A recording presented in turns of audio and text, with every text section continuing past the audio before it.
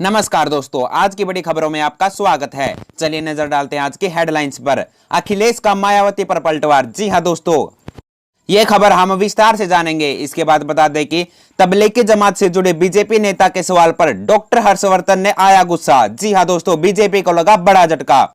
प्रियंका गांधी और कांग्रेस पर क्यों बरस रही है बीएसपी सुप्रीमो मायावती। जी हां दोस्तों, ये खबर भी हम विस्तार से जानेंगे।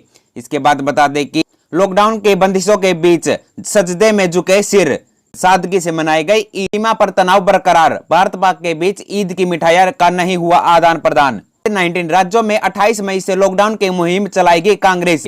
इसके बाद जानेंगे कि प्रवासी मजदूरों के बाद टैक्सी ड्राइवर से की राहुल गांधी ने बात, सुने उनकी समस्याएं। ये खबर भी आपको विस्तार से बताएंगे। इसके बाद जानेंगे कि प्रवासी मजदूरों के मामले पर यूपी के सीएम योगी के बयान पर एमएनएस प्रमुख राज ठाकरे का पलटवार, कही ये बड़ी बात, ये भी जानेंगे।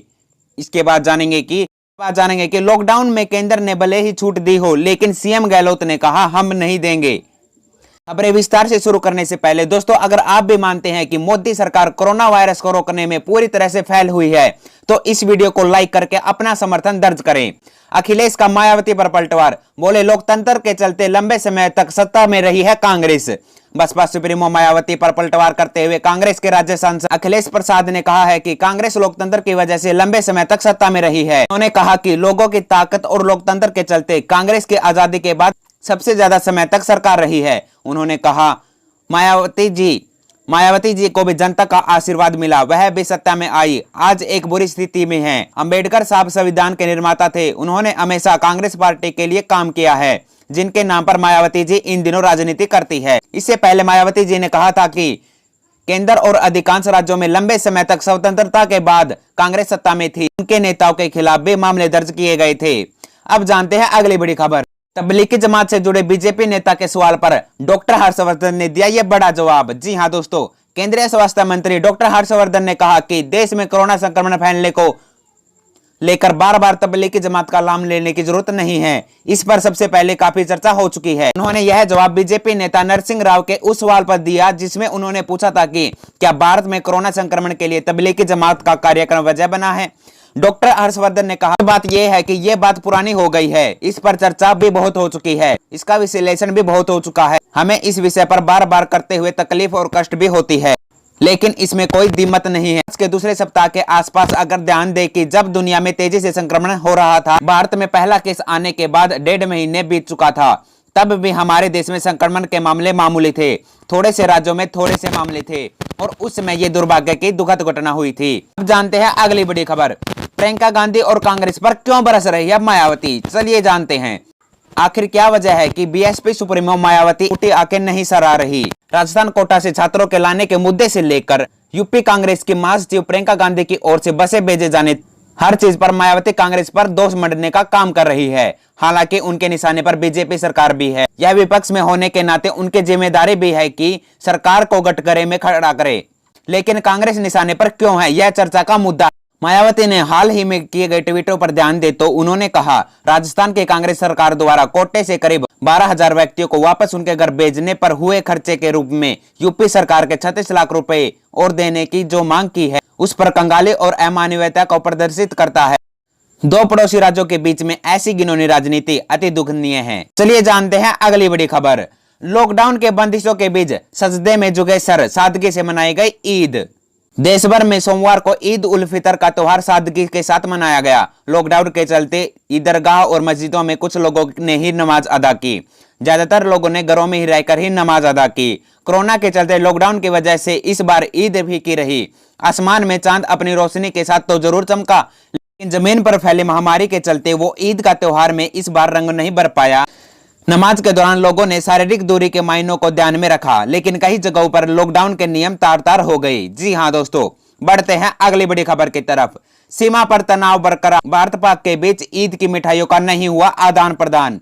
भारत और पाकिस्तान के बॉर्डर पर ईद के मौके पर मिठाइयों का आदान प्रदान होता था। सोमवार को भारत पाक समीक्षा पर नहीं हुआ। अधिकारियों ने कहा कि अभी दोनों देशों के बीच तनावपूर्ण संबंध रहने के चलते मिठाइयों का आदान प्रदान से बचा गया है। उन्होंने कहा कि सीमा पार से आतंकवाद की घटना पश्चिमी सीमा पर हमेशा की तरह जारी है, इसलिए मिठाइयों का आदान प्रदान भारत पाकिस्तान अंतर्राष्ट्रीय सीमा पर जम्मू से गुजरात तक किसी भी स्थान पर नहीं हुआ। इस सीमा पर पहरेदारी बीएसएफ करता है। अगली बड़ी खबर, राज्यों के 28 मई से ऑनलाइन मुहिम चलाएगी कांग्रेस, कोरोना से जुड़े मुद्दे पर करेगी चर्चा। जी हां दोस्तों, कोरोना महामारी और लॉकडाउन के बीच कांग्रेस पार्टी ने केंद्र सरकार के खिलाफ आक्रामक रुख अपनाने को मन बना लिया है।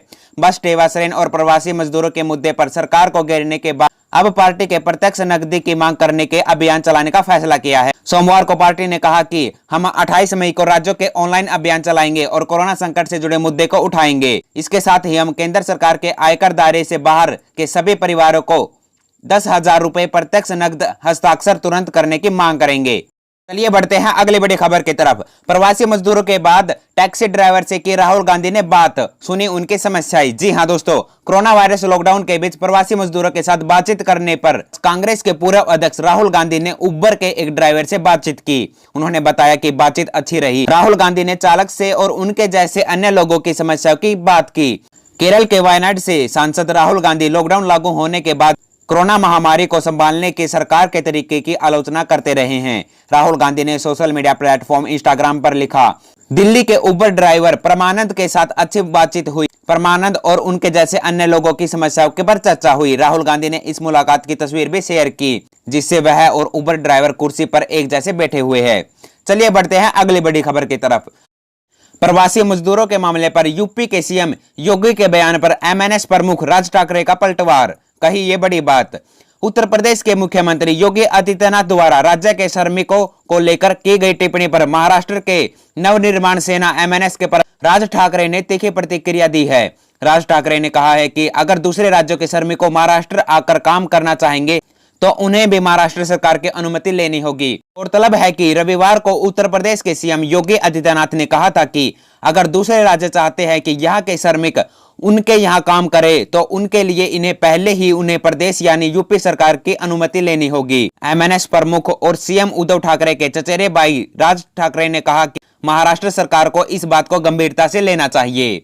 अगली बड़ी खबर, सोनू सूद को शख्स ने बताया बिहार में उनकी मूर्ति बनवाने की हो रही है तैयारी, तो एक्टर्स ने दिया ये बड़ा जवाब। जी हां दोस्तों, कोरोना वायरस लगातार देश में पांव पसार रहा है। इसी को देखते हुए सरकार ने 31 मई तक लॉकडाउन लागू कर रखा है। लॉकडाउन के चलते मजदूरों को सबसे ज्यादा दिक्कतें आ रही है। प्रवासी मजदूर लगातार सरकार से अपने गांव में जाने की गुहार लगा रहे हैं। इसी के बीच बॉलीवुड एक्टर सोनू सूद ने संकट के समय में मसीहा बनकर सामने आए हैं, लोगों की मदद कर रहे हैं।